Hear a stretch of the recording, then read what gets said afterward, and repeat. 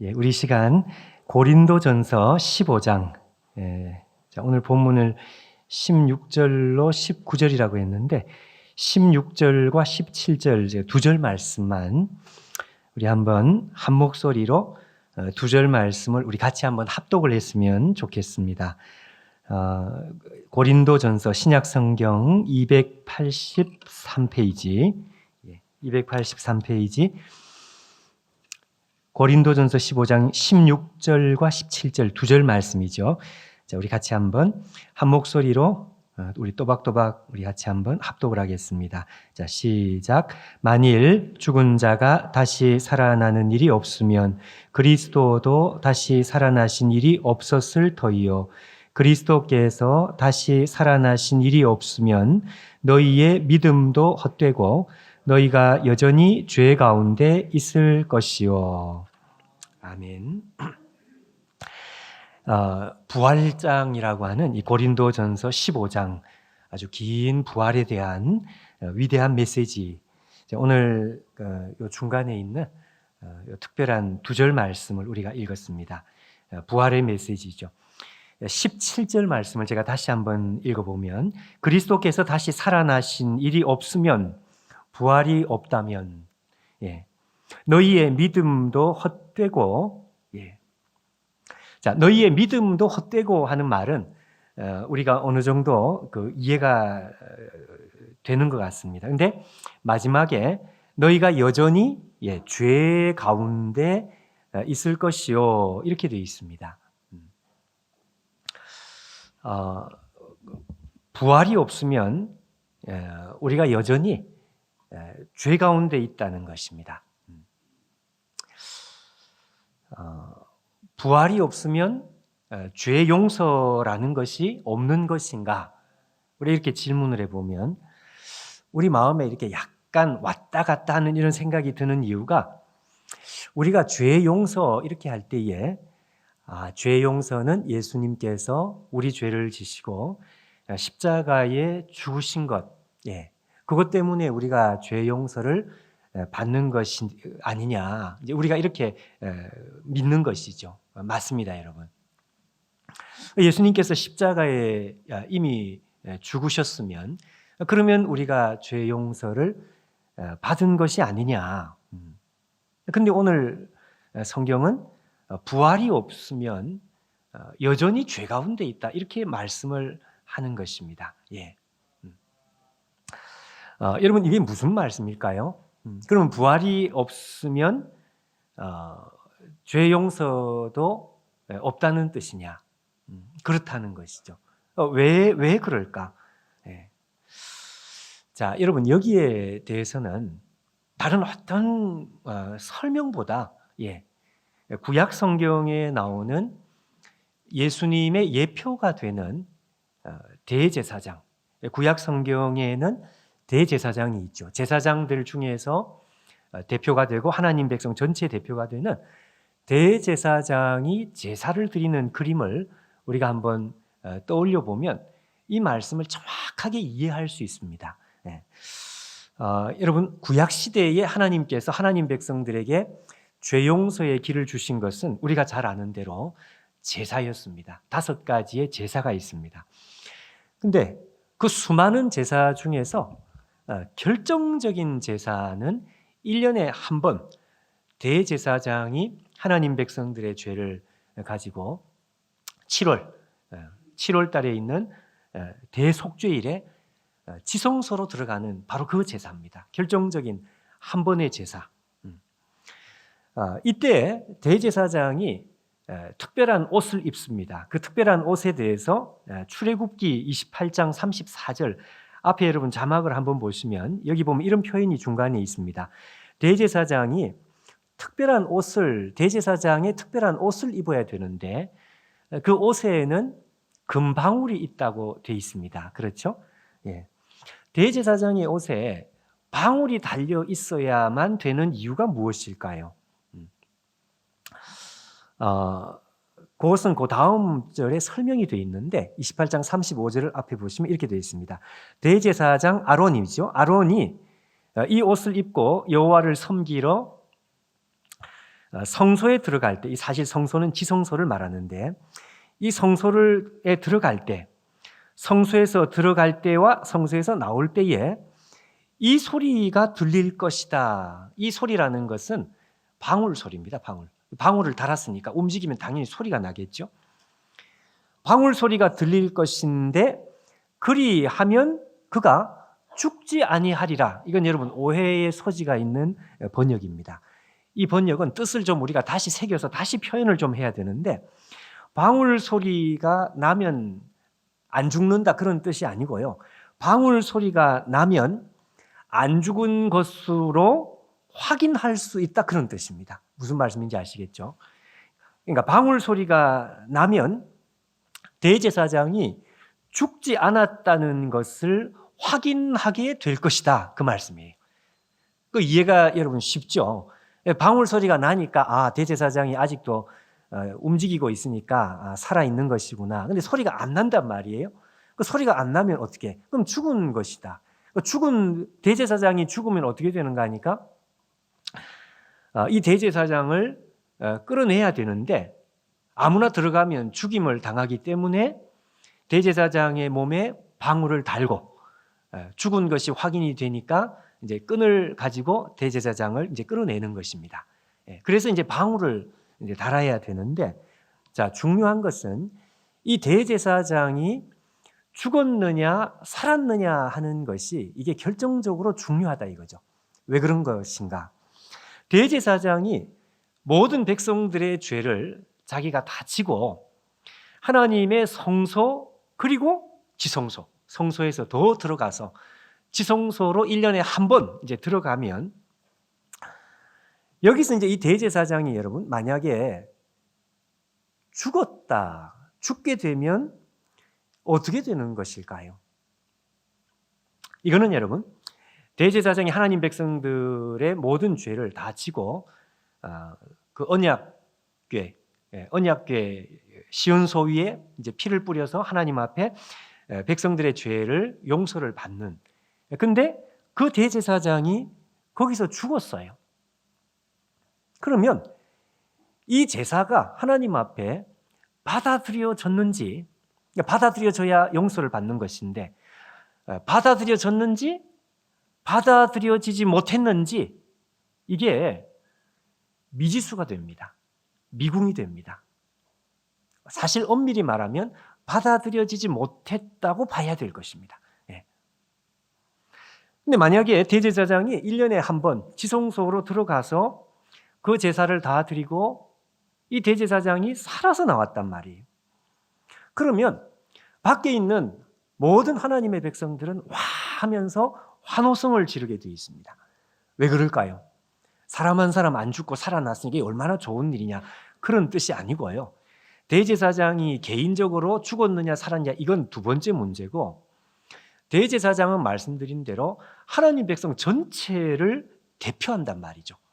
그러니까 대제사장은 사실은 대제사장이 아니고 하나님 백성 전체, 너의 죄, 나의 죄, 우리의 죄, 모든 죄가 이 대제사장의 어깨에 있는 것입니다.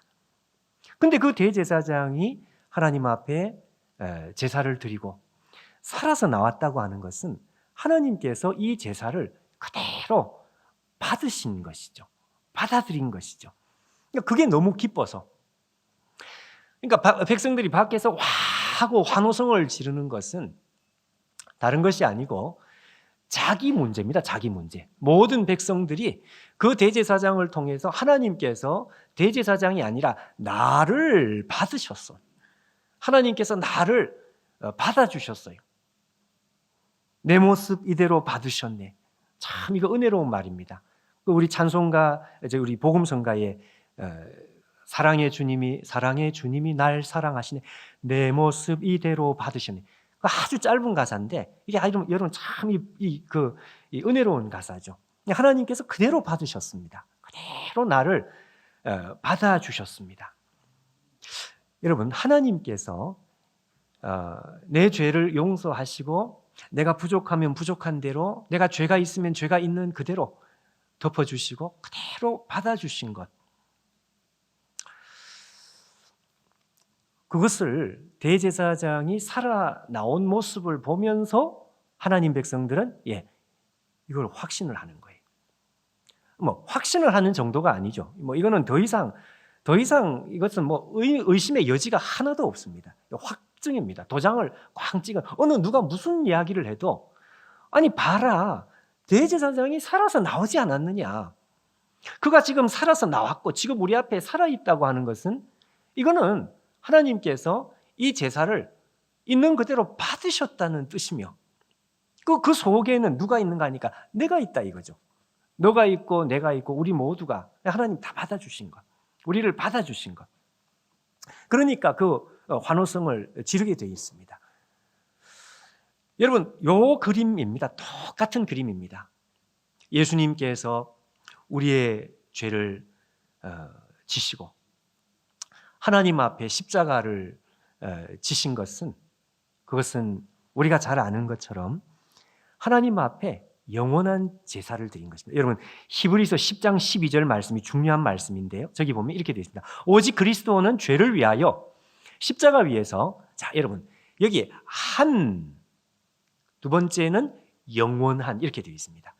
한 영원한이라는 것은 이거는 많은 제사 중에 하나 그런 뜻이 아니고 the only one, 유일한 그 말입니다. 다른 어떤 사람들이 흉내낼 수 없는 이 세상에서 단 하나밖에 없는 역사를 통틀어서 하나밖에 없는 유일한 제사. 근데 그 유일한 제사의 효력이 뭔가 하니까 영원하다 그 말이에요.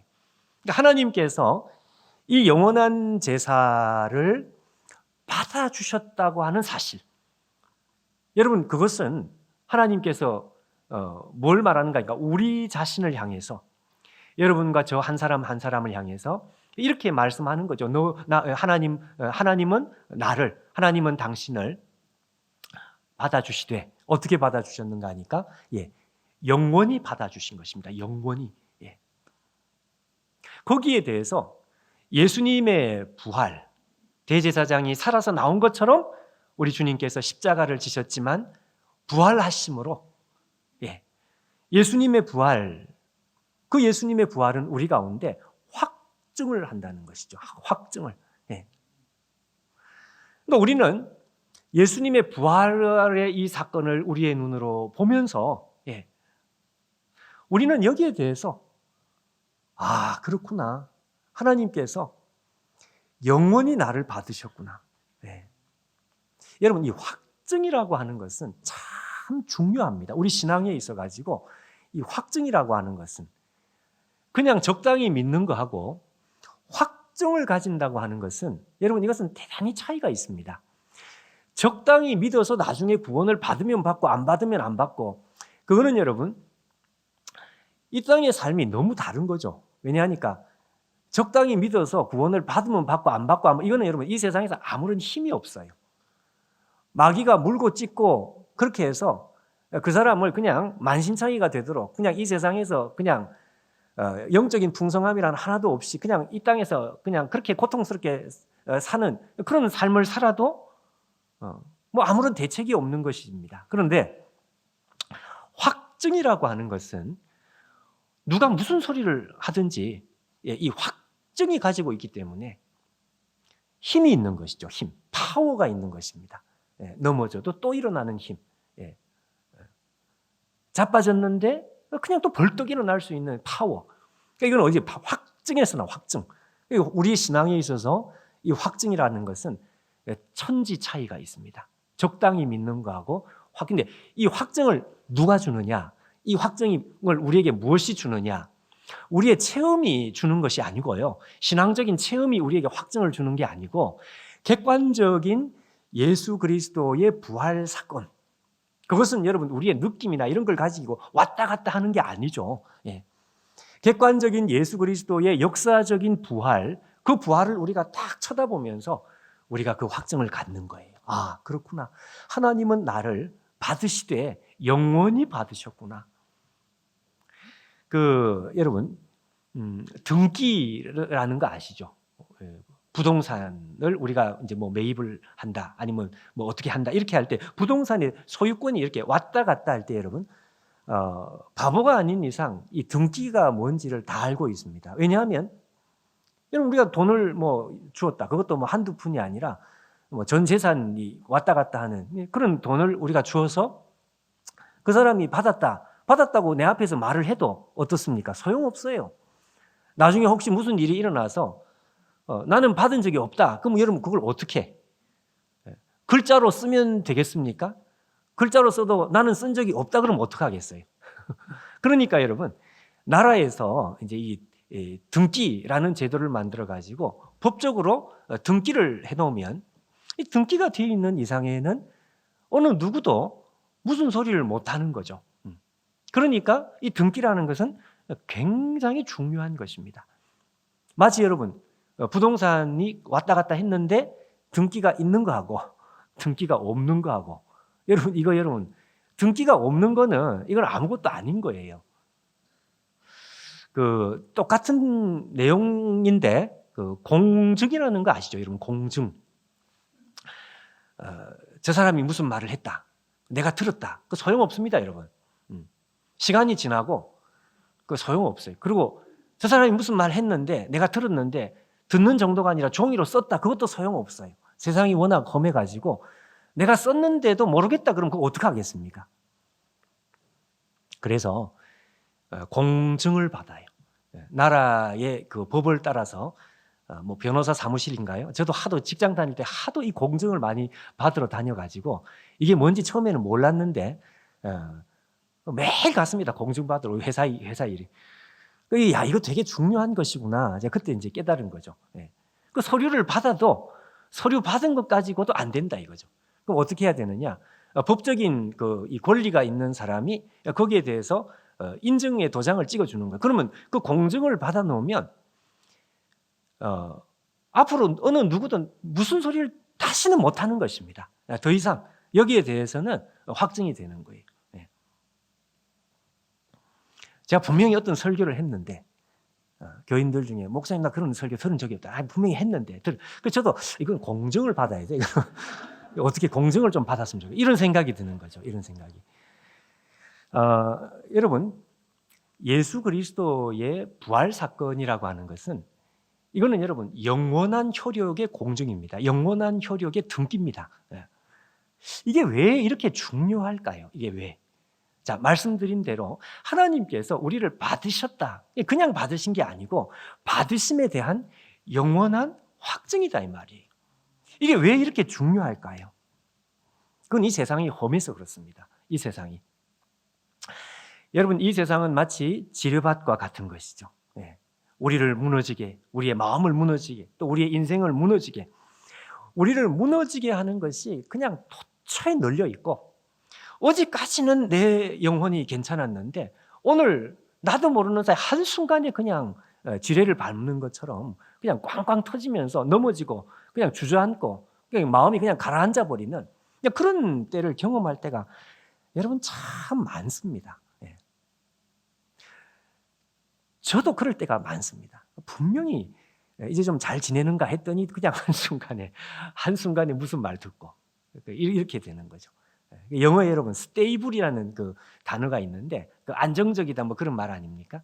저는 좀 이 영어의 표현 그대로 좀 이렇게 스테이블하면 좋겠다. 그리고 좀 이렇게 넘어져도 좀 이렇게 벌떡벌떡 좀 일어나고 그냥 좀 이렇게 침체 안 되고 좀 가라앉지 않고 그냥 좀 이렇게 좀 되면 좋겠다. 이게 제 소원인데 제 소원이 아니라 우리 모두의 소원 아니겠습니까? 그렇게 하려면 여러분 우리 가운데 내 안에 있는 감정과 이런 거하고 아무 상관없이 객관적인 확증이 필요합니다. 그 확증은 어디서 오는 것이냐? 예수 그리스도의 부활 사건에서 오신다. 부활. 예수님의 부활 사건은 객관적인 역사적인 확증 사건이기 때문에 예수님의 부활을 보는 순간 그렇다. 하나님께서 나를 받으셨다. 나를 받으신 정도가 아니라 영원히 받으셨다.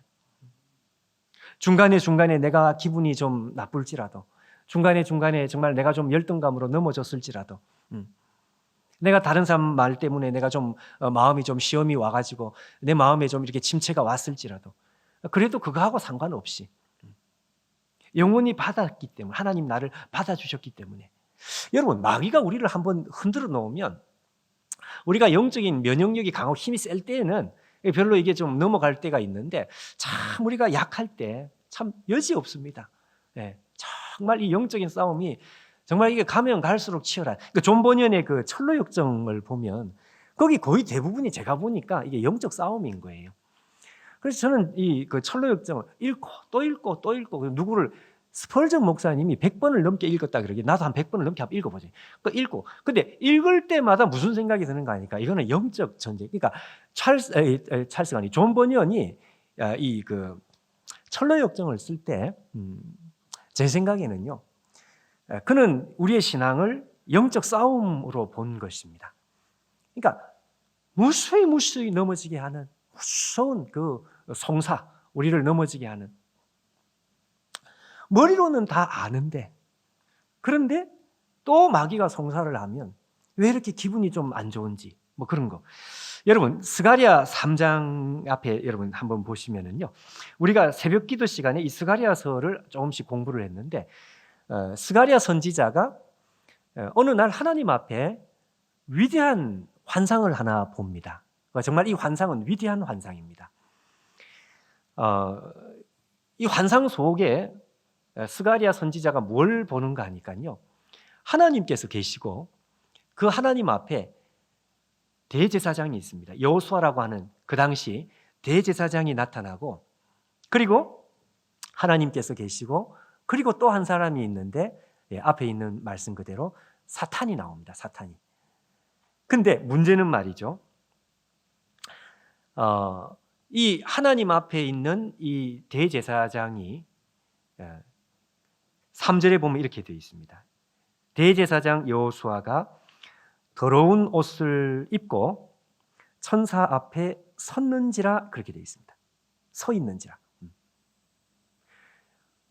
대제사장이 더럽다는 것은 아까 말씀한 대로 개인 문제가 아니다 이거죠. 개인의 문제가 아니고 하나님 백성 전체 모두가 하나님 앞에 너무너무 추하고 더러워요. 그러니까 이 사탄이 정말 마음껏 참소를 합니다. 마음껏 정죄를 합니다. 그러니까 이 스가랴 선지자가 그 장면을 보고 절망감을 느낀 거죠. 그런데 이 절망감을 느낀 이 선지자에게 그 다음 장면이 뭐가 있는가 하니까요. 자기의 예상을 완전히 깨버려요. 그래서 그 다음에 뭐라고 나오는가 하니까 하나님께서 이 스가랴에게 이렇게 보여주십니다. 2절을 한번 보시면 하나님께서 이 더러운 대제사장 하나님 백성들을 책망을 해야 될 것 같은데 책망의 대상이 하나님 백성이 아니고 사단을 책망을 하십니다. 정죄하는 사단을 여호와께서 사단에게 이르시되 사탄아 여호와께서 너를 책망하노라 이렇게 되어 있습니다. 하나님께서 사단을 책망하신 이유, 그 이유는 한 가지입니다. 그 다음에 나와 있죠. 예루살렘을 택하신 여호와께서 사단을 책망하노라 이렇게 되는 거예요. 그러니까 하나님께서 이 하나님 백성들을 책망하는 사단에 대해서 오히려 사단을 책망하시는 이유는 내가 이 백성들을 내가 받아들였다는 것입니다. 내가 받아주었고 내가 영원히 받았는데 아니 내가 받아주었는데 왜 네가 잔소리냐 이러면서 하나님께서 사단을 책망하는 거죠. 네. 그리고 나서 하나님께서 4절에 보니까 여호와께서 자기 앞에 선 자들에게 명령하시기를 대제사장의 더러운 옷을 벗기고 그리고 깨끗한 아름다운 옷을 입혀주라. 이게 이제 스가랴가 본 환상입니다.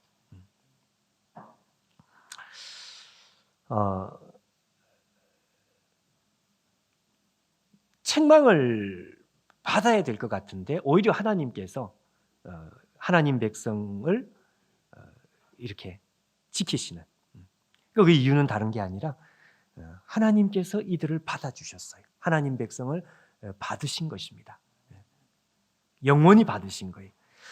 여러분 사도행전의 그 10장에 베드로가 고넬료 집에 가서 본 환상 속에 하나님께서 베드로에게 이런 말씀을 하십니다.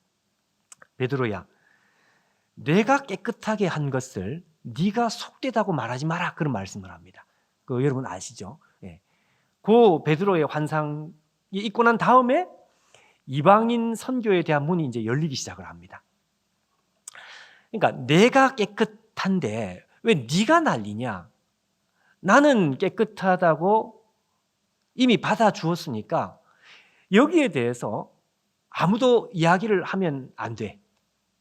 아무도 이야기를 더 이상 말을 하면 안 돼. 그러니까 내가 받아들였는데 그럼 누가 도대체 네가 왜 잔소리냐? 여러분 그 앞에 누가 무슨 말을 하겠습니까?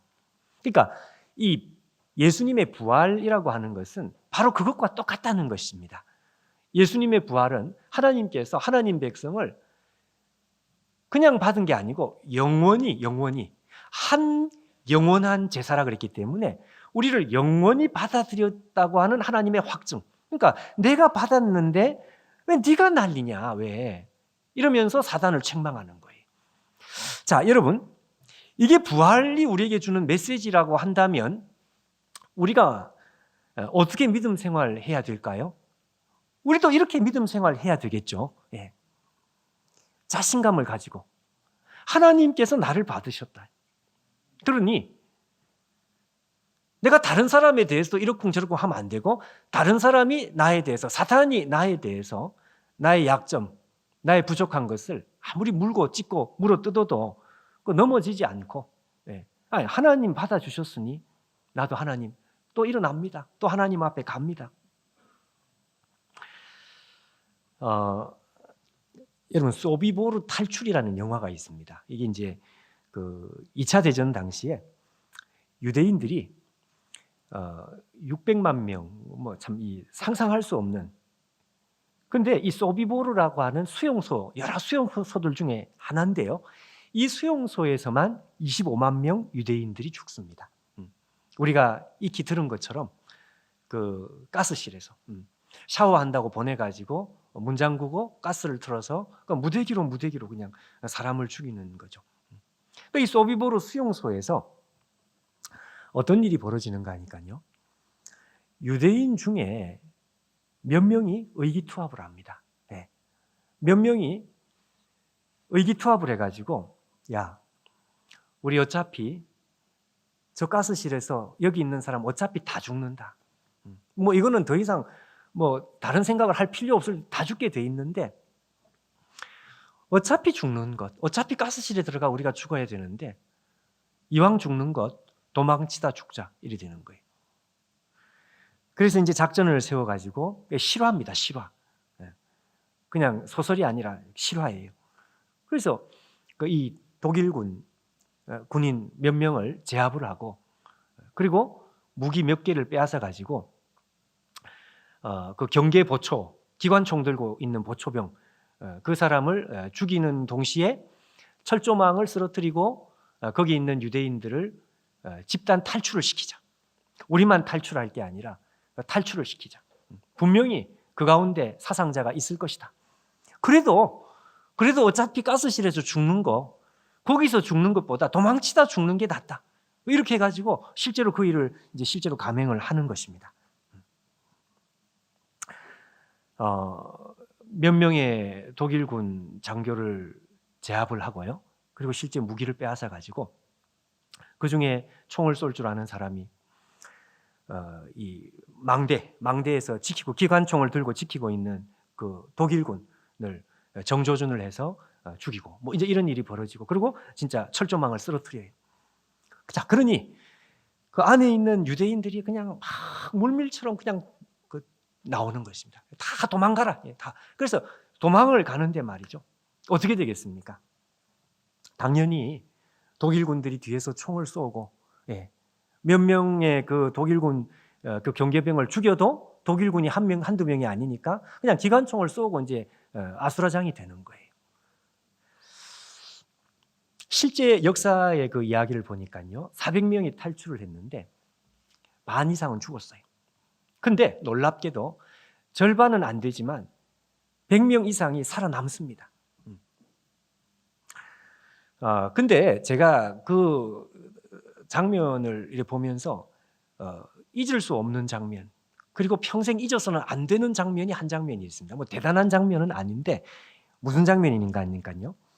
철조망이 탁 쓰러지니까 그 안에 있는 유대인들이 정말 밀물처럼 확 하고 밀고 도망치는 장면입니다. 근데 여러분, 이게 그냥 사람들이 함께 집단적으로 그냥 뛰는 그런 상황이, 그냥 적당한 상황이 아니라 이거 생명이 걸려 있는 거 아니겠습니까?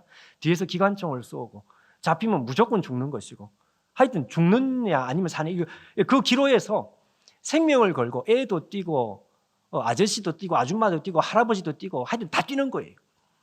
근데 그 뛰는 장면입니다. 그 뛰는 모습입니다. 그 뛰는 표정입니다.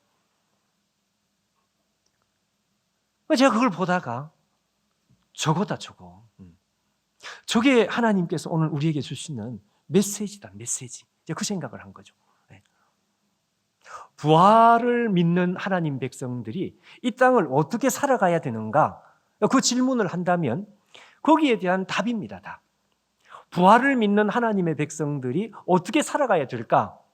거기에 대한 정확한 답이 그들의 뛰는 모습 속에, 그들이 뛰어가 도망치고 있는 그 표정 속에 그 답인 거예요. 아무것도 개의치 않습니다. 뭐 넘어지시는 거 또 일어나야 되죠. 왜냐하면 총알이 날아오니까 또 일어나고 또 뛰고. 여러분, 뛰면서 무슨 딴 생각을 할 수 있습니까? 뛰면서 무슨 상처받았다, 내가 지금 아프다, 뭐 그런 말을 할 수 있습니까? 그냥 죽기 살기로 무조건 뛰는 거예요.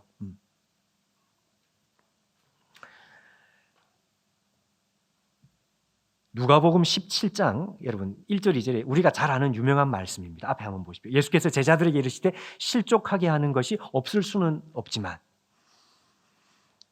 실족해 하는 자에게는 화가 있을 것이다. 그가 이 작은 자 중에 하나를 실족하게 하면 차라리 연자맷돌을 그 목에 메어 바다에 던지는 것이 낫다. 여러분, 이 말씀 한 번쯤 들어봤던 말씀입니다. 자, 여러분, 예수님께서 하시는 이 말씀은 두 가지 메시지입니다. 첫째, 내 제자들은 다른 사람을, 작은 자를 실족해 하면 안 돼. 이 첫 번째. 두 번째, 이거 거꾸로. 두 번째는요, 예수의 제자들은 다른 사람을 실족해 하면 안 되는 정도가 아니라 다른 사람들로부터 실족하여 걸려 넘어지면 안 된다는 뜻입니다. 무슨 말씀인지 아시겠죠? 그러니까 내가 다른 사람을 실족해 하면 안 돼요. 당연히 안 돼. 근데 반대로 다른 사람이 나를 걸려 넘어지게 한다고 해서 넘어지면 안 된다, 그 말입니다. 왜 그럴까요? 그거는 예수님의 부활 때문입니다. 예수님께서 부활하셨다는 것은 앞에 말씀한 대로 우리를 영원히 받아주신 거다, 이거죠. 받아주신 것. 나를 예수께서 영원히 받아주셨기 때문에 앞으로는 하나님 외에는 나를 걸려 넘어지게 할 것이 없다는 것이죠. 하나님께서 오지 마라, 그러면 안 가면 돼요. 근데 하나님께서 오라 그랬으면 그러면 가면 되는 거죠. 하나님께 그냥 가면 되는 거죠. 근데 하나님께서 오지 마라 안 그러고 하나님께서 나를 받으시고 하나님께서 나에게 오라, 또 일어나라, 또 뛰어가라, 그렇게 하면 다른 사람이 나를 실족하게 해서 넘어지게 한다고 해서 넘어지고 울고 앉아 있으면 그 바보다, 이거죠. 그렇게 하면 안 된다는 뜻입니다. 내가 다른 사람을 실족하게 하면 안 되고, 동시에 다른 사람이, 어떤 사상이, 어떤 철학이, 나의 열등감이, 사탄이 도대체 이 세상에 누가 나를 걸려 넘어지게 하고 나를 의기소침하게, 나를 침체하게 만드는 것이 있어도 절대로 걸려 넘어져서는 안 돼. 설사 걸려 넘어지는 한이 있더라도 또 일어나야 되죠. 왜 그럴까요? 부활 때문에. 내가 오라 그래. 내가 받아주었으니. 내가 받아주었는데 누가 도대체 무슨 소리를 하냐. 그 말씀이죠.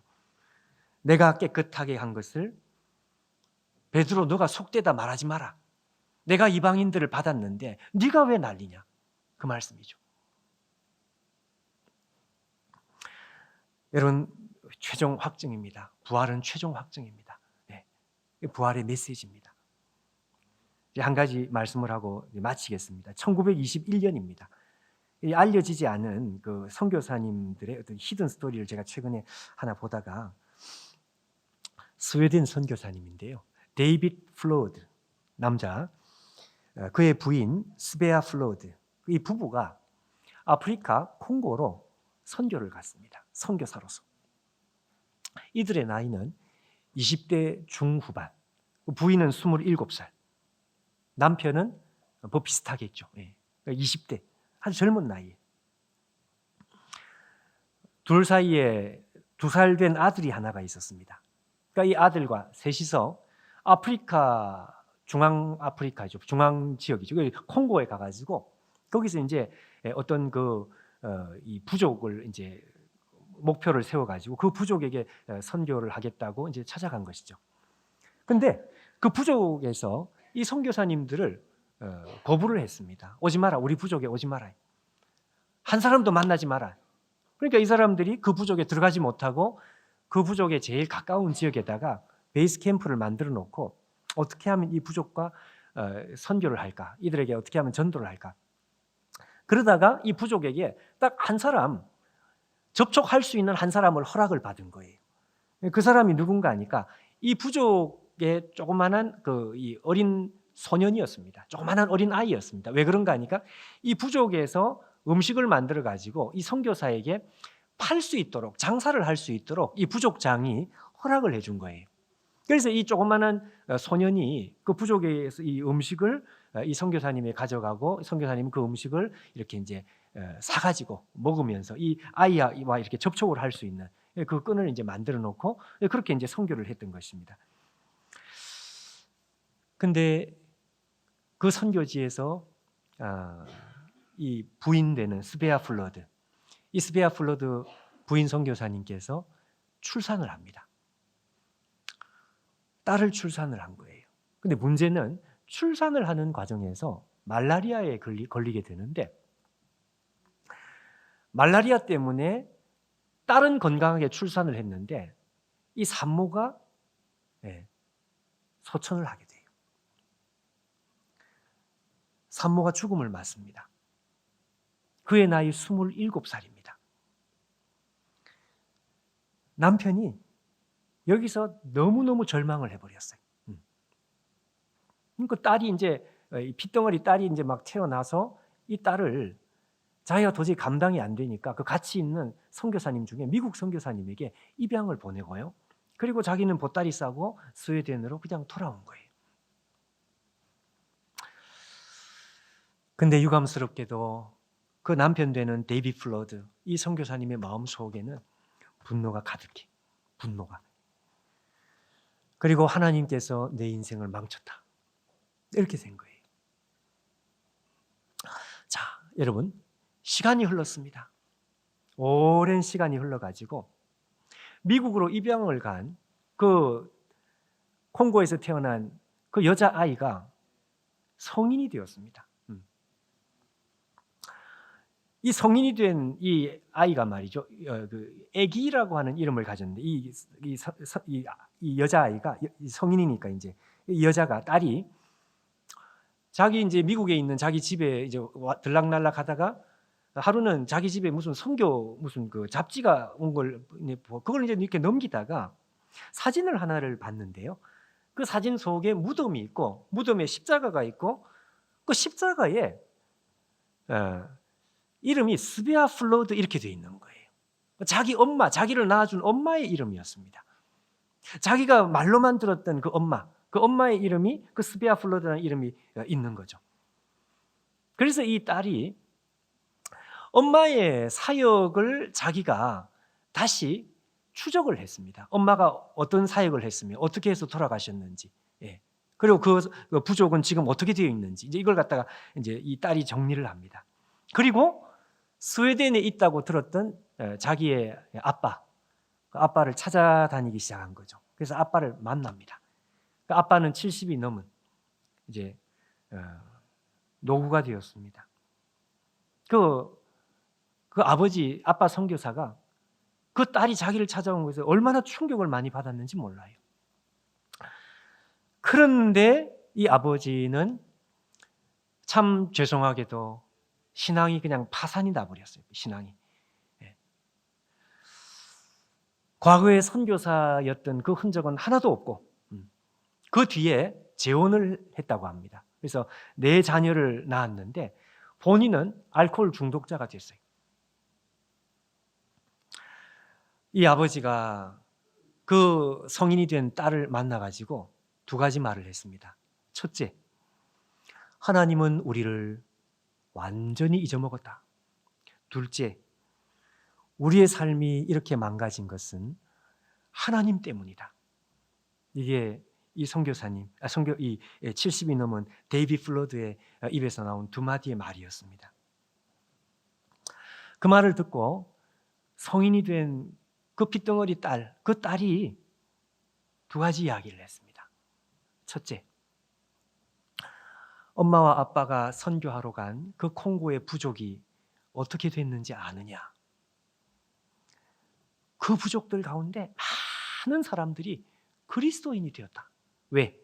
엄마와 아빠가 그때 만났던 그 소년이 예수를 제대로 믿어가지고 그 사람을 통해가지고 그 부족의 거의 대부분이 예수 그리스도를 믿게 되었다.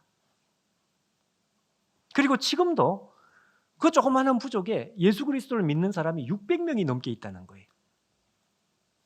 두 번째, 내가 아빠를 보면서 확신하는 것이 하나가 있다. 그것이 뭔가 하니까 하나님께서는 아빠를 지금까지 한순간도 미워하신 적이 없다. 이 말을 했습니다. 내가 이 말을 하기 위해서 아빠에게 왔습니다. 지금 이 순간까지, 그리고 앞으로도, 옛날에도 지금도, 그리고 앞으로도 하나님은 아빠를 한순간도 미워하신 적이 없다. 여러분, 이 이야기를 듣고 이 데이비 플로드 70이 넘은 이 선교사님, 과거 선교사님, 이분이 정신이 멍해졌다고 그렇게 있습니다. 그리고 하나님 앞에 자기가 그 딸의 말을 듣고 돌아옵니다. 그리고 나서 몇 주 더 살다가 소천을 해요. 참 놀랍죠. 소천하기 몇 주 전에 하나님께서 딸을 보내신 것입니다. 저는 이 딸이 했던 두 마디의 말 중에 이 두 번째 말을 가만히 생각을 했습니다. 하나님께서는 옛날에도 아빠를 미워하신 적이 없고 지금도 미워하지 않으며 앞으로도 미워하시지 않는다. 미워하지 않는다는 게 무슨 말입니까? 사랑한다 그 말씀이죠. 오늘 이 말씀 그대로 하나님께서는 아빠를 원래 받으셨고 지금도 받아주고 계시며 영원히 이 받아주심에는 변경되는 것이 없다. 그 말씀이죠. 하나님께서 아빠를 영원히 받으셨기 때문에, 그렇기 때문에 아빠를 하나님께서는 미워하지 않고 지금도 사랑하시며 앞으로도 영원히 사랑하신다. 그 딸의 이 한마디 메시지, 여기에 이제 아빠가 돌아온 거예요. 그의 인생에 한평생 정말 알코올 중독으로 살던 사람이 돌아온 것입니다.